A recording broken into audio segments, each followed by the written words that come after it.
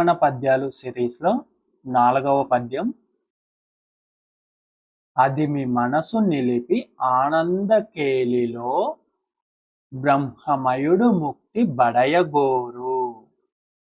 జీహ్వ రుచుల చేత జీవుండు చెడునయ విశ్వదాభిరామ వినురవేమ. మరొకసారి. అది మీ మనసు నిలిపి ఆనందకేలిలో బ్రహ్మమయుడు ముక్తి బడయగోరు.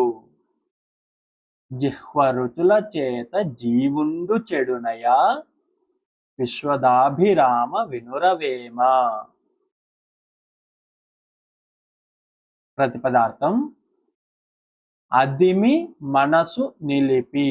అదిమి అంటే దాన్ని అదుపులో ఉంచి, మనసు నిలిపి మనస్సును ఏకాగ్రతగా నిలిపి ఉంచి, మనసులో ఉన్న ఎన్నో అలజడుల్ని అదుపులో ఉంచి మనసును నిలకడగా ఏకాగ్రతతో ఉంచి ఆనందకేలిలో ఆనంద పడుతూ ఆనంద పరవశం పొంది బ్రహ్మమయుడు ముక్తి బడయగోరు.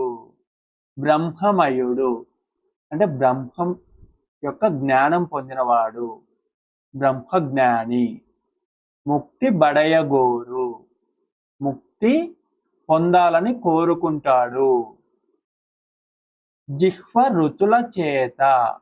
జిహ్వ అంటే నాలుక, రుచుల అంటే నాలుకకు మంచి మంచి రుచుల వల్ల.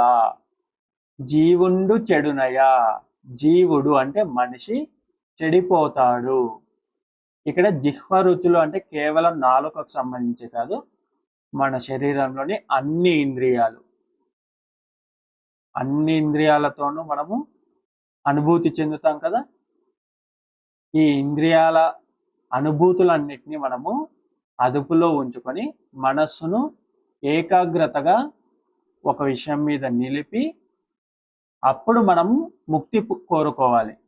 అలా కాకుండా ఇంద్రియాలకి వశమైపోయి దానికి తగ్గట్టుగా మనం నడుచుకుంటూ ఉంటే ఆ అనుభూతులకు తగ్గట్టుగా మనము చెడిపోతాము అని భావం.